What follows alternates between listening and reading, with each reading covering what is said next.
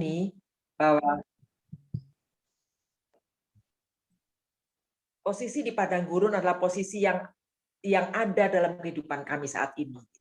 Tapi saya bersyukur menjadi anak Tuhan karena kekuatan itu senantiasa diberikan buat kami, keluarga kami ini terutama saya pribadi dengan luar biasa, sehingga saya tetap dimampukan untuk tetap survive, tetap berjalan, tetap menghadapi kehidupan di padang gurun itu.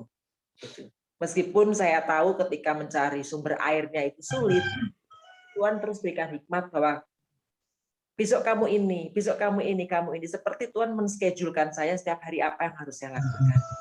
Dan berikan kami senantiasa hikmat-hikmat baru untuk kita bisa melakukan sesuatu.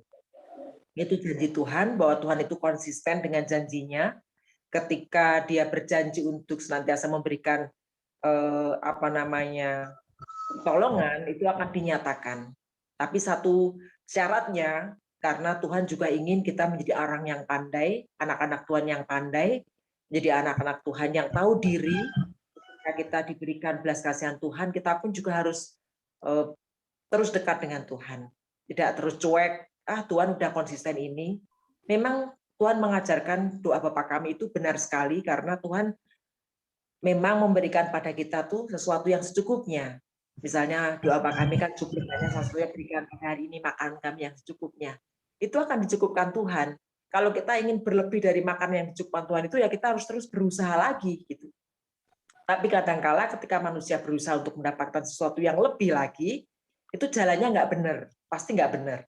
Itu. Tapi ketika kita memahami itulah berkat Tuhan hari ini yang sudah kami cukupi, ya itu akan kita berjalan dengan baik-baik saja.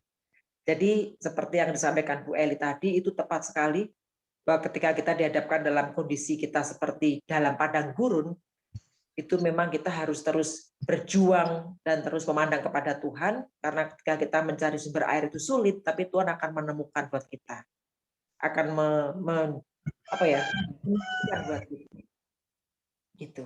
Itu yang respon saya untuk persaksian hikmatnya dari berkat dari Tuhan untuk Bu Eli.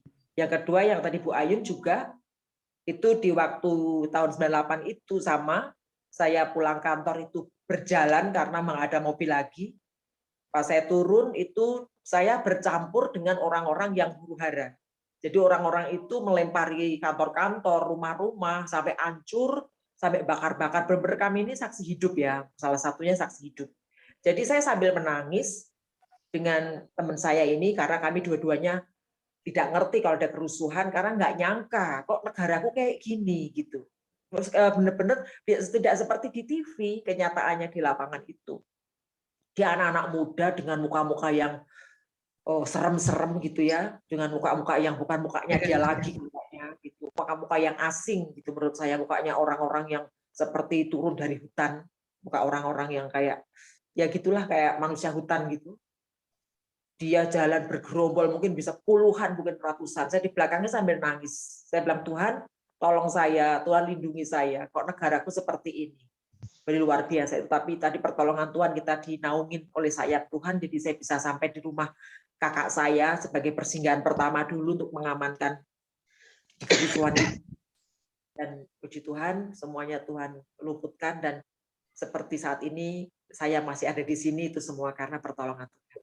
Itu saja, terima kasih.